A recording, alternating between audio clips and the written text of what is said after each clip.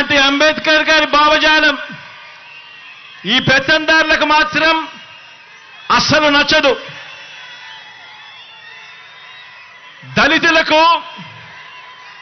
చంద్రబాబు నాయుడు గారు సెంట్ భూమిని ఇళ్ల నిర్మాణానికి ఇచ్చింది లేదు, అంబేద్కర్ గారి విగ్రహం నిర్మించింది అంతకన్నా కూడా లేదు. ఎందుకంటే చంద్రబాబు గారి రక్తంలోనే ఎస్సీ, ఎస్టీ, బీసీ మైనారిటీల మీద ఏ కోశానా కూడా ఏనాడు కూడా ఈ మనిషికి ప్రేమే లేదు. ఎస్సీలో పుట్టాలని ఎవరైనా అనుకుంటారా అని ఒక ముఖ్యమంత్రి స్థానంలో ఉన్న వ్యక్తి నోరు పారేసుకుంటే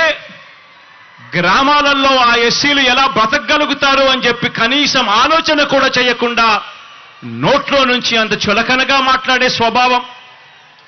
బీసీల తోకలు కత్తిరిస్తా ఖబర్దార్ అన్న వ్యక్తి పేద సామాజిక వర్గాలంటే గిట్టని ఈ వ్యక్తి మన మాదిరిగా ఈ పేద అక్క చెల్లెమ్మలు బాగుండాలి, ఈ పేద కుటుంబాలు బాగుండాలి అని ఏకంగా 31 లక్షల ఇళ్ల పట్టాలు రాష్ట్రంలో ఎప్పుడు జరగని విధంగా, దేశంలో కూడా ఎప్పుడు చూడని విధంగా ఏకంగా 31 లక్షల ఇళ్ల పట్టాలు, అందులో 22 లక్షల ఇళ్ల నిర్మాణం చేయాలని ఆ పెద్ద మనిషికి ఎందుకు అనిపిస్తుంది?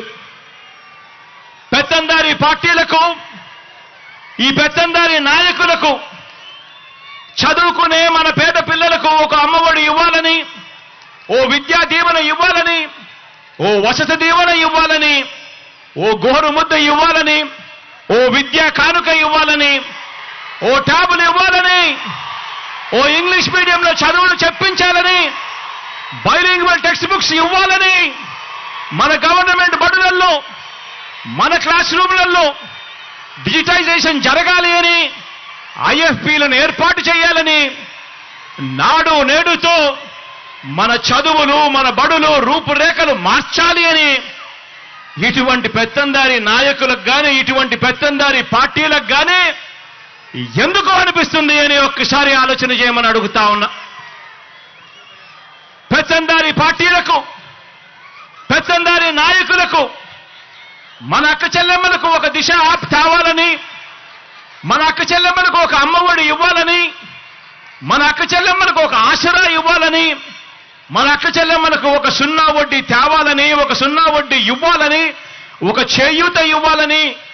అక్క చెల్లెమ్మల పేరిట 31 లక్షల ఇళ్ల పట్టాలు ఇవ్వాలని, అందులో 22 లక్షల ఇళ్ల నిర్మాణం పూర్తి చేసి కట్టించి ఇచ్చి ఆ అక్క చెల్లెమ్మల ముఖాలలో చిరునవ్వులు చూడాలని ఆ పెత్తందారి పార్టీలకు, ఆ పెత్తందారి నాయకులకు ఎందుకు అనిపిస్తుంది అని ఒక్కసారి ఆలోచన చేయమని అడుగుతా ఉన్నా. పెత్తందారి పార్టీలకు,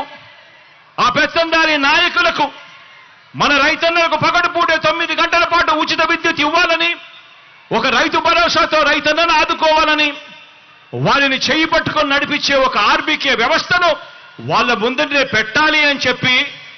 ఎందుకు అనిపిస్తుంది అని చెప్పి ఒక్కసారి ఆలోచన చేయమని కోరుతా ఉన్నా.